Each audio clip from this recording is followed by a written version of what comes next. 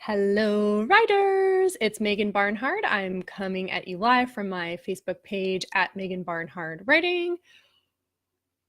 You can follow me there. You can find my videos on YouTube, Write with Megan. And if you're watching live, I hope you will say hello. Let me know you're here. Today, I'm going to be chatting about the 4 next steps to take after you finish writing your book. And this is something that is helpful to have in mind, even if you're not yet at that stage. So wherever you are in writing your book, stop for a minute, take a listen to these 4 important next steps, and it will help give you a sense of where you're going to be going down the road. If you are done with your book, if you're ready to take these next steps, awesome. More power to you. As always, if you have questions, please do jump into the chat and let me know what they are so that I can steer you hopefully in the right direction. All right. So, step number 1, once you finish writing your book, it's the dirtiest word in the author business and no author wants to hear it, but it is in fact revise. You need to revise and refine your book. I have some recommendations. I'm going to be posting some videos to walk you through revising. But just know this, the revising process is supposed to take a long time. Hey, Dave, so glad you could join me. And the revising process is very frustrating for most writers and authors. So if you are in that state or you've been in that state of total frustration, there's nothing wrong with you. There's nothing wrong with your book.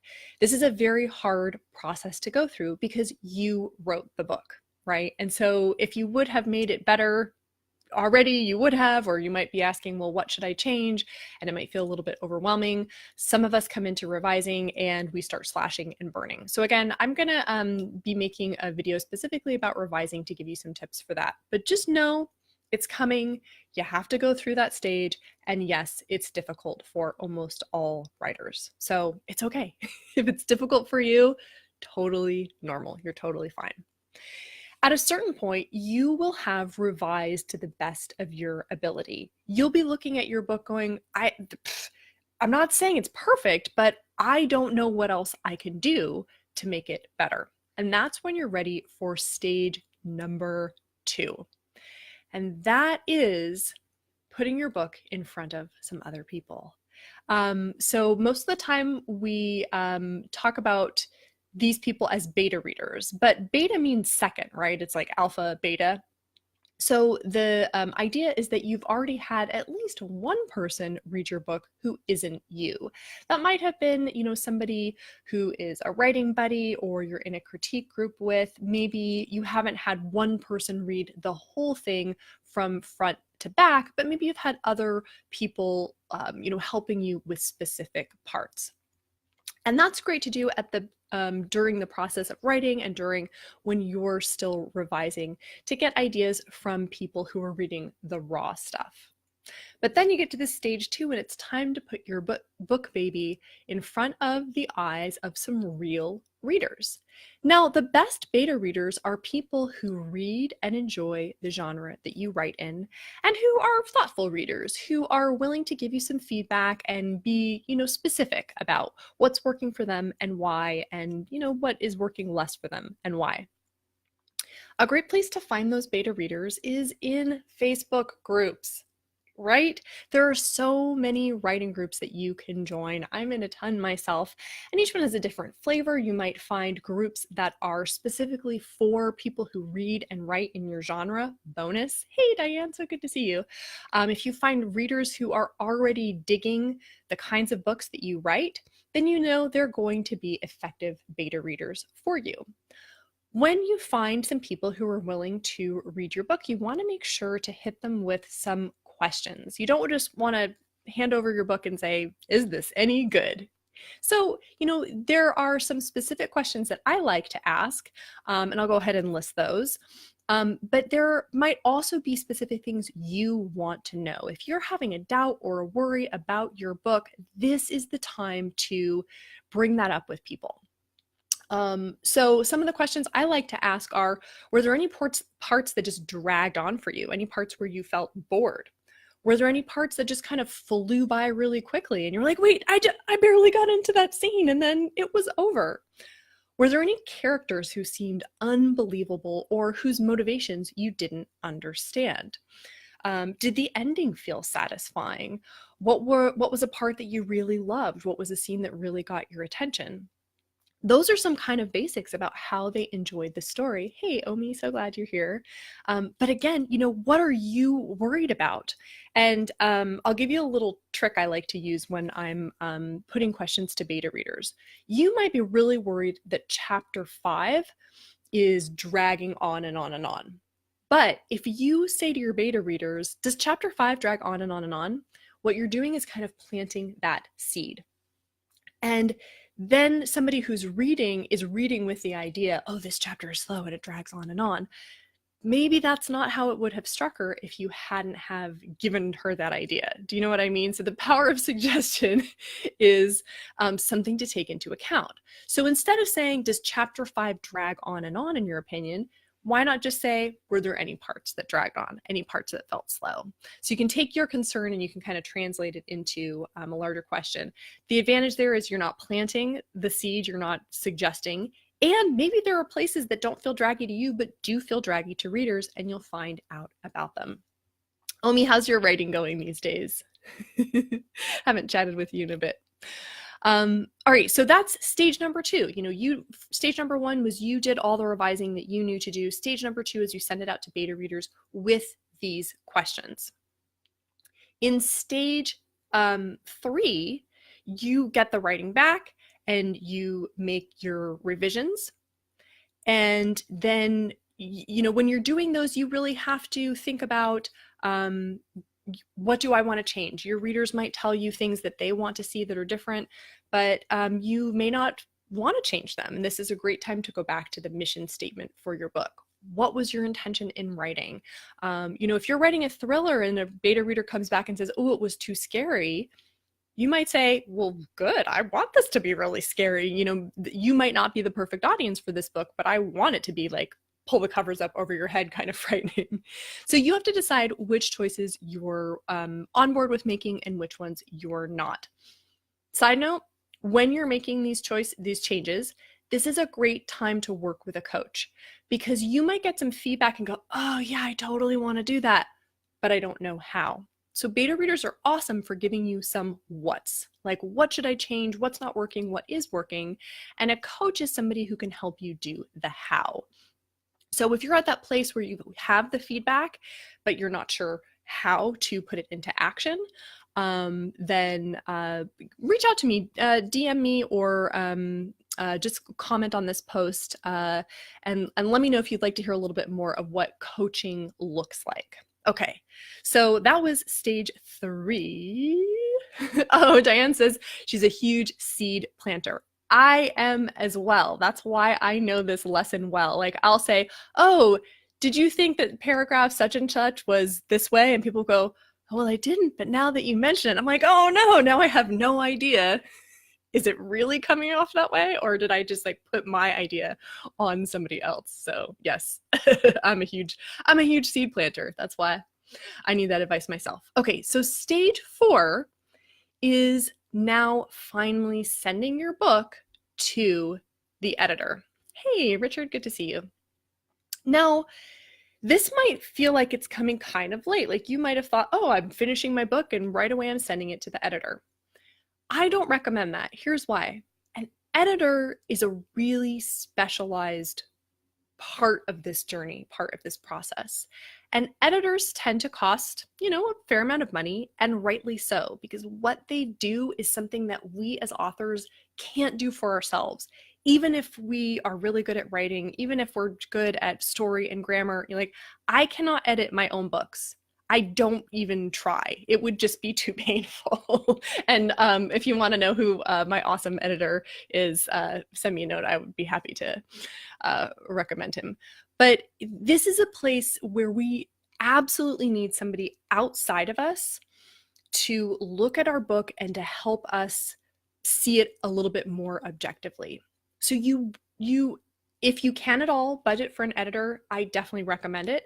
If it's your first book out, or if it's not your first, but just the budget still doesn't allow for it, I totally hear that. But if this is something that's at all in the realm of possibility, definitely hire a skilled editor. But send that skilled editor a book that is really polished, right? At this point, by stage 4, you've made all the revisions that, like, you went through it and found anything that felt off to you. It's like running your hand across a wooden surface, and like you found all those splinters and you sanded them down. Okay. Then you gave the book to other people who weren't intimately familiar with it, and they found even more things where they were like, oh, this doesn't work. Okay. Then you revised yet again, and maybe you worked with a coach, or maybe got help from your writing critique group or writing buddies, and fixed even more things. So now you have a fairly polished manuscript to send to an editor. That means the editor is going to have a much clearer idea of your vision for the book, right? Think of making a sculpture, and you've got this block of granite. You've got the story in your mind. You can see it so clearly, and you start chipping away at the block of granite, and you get this first kind of, it's like got the right shape, and then you take off a little more here and a little more there, and you're like, okay, now it's more my shape. Your beta readers came in, you took off even more. Now it really is looking like your story. So when you send it to the editor will be like, oh, so you want to have a thing where it's like this and that? You go, yeah. And he or she will go like, oh, okay, well, here's my suggestion. Let's take out this or move this over here, or, whatever it is. But does that make sense? Give me an emoji, or give me a comment. Can you see why waiting to go to the editor is going to mean your editor sees your story more clearly? That's really important. So it means you're going to have a better overall result, because that editor is going to be able to more clearly understand where you want things to get eventually.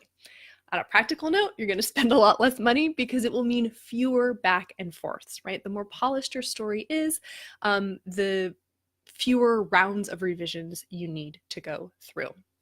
And I've got some more tips for hiring an editor. I think I'll do that in a separate video, so I can kind of go more into depth on that.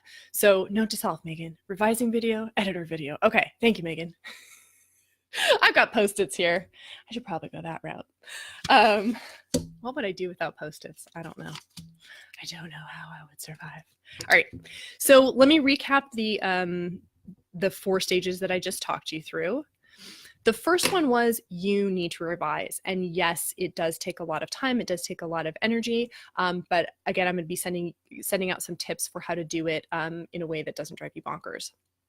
Then you need to find some beta readers. These are not people who are professional editors.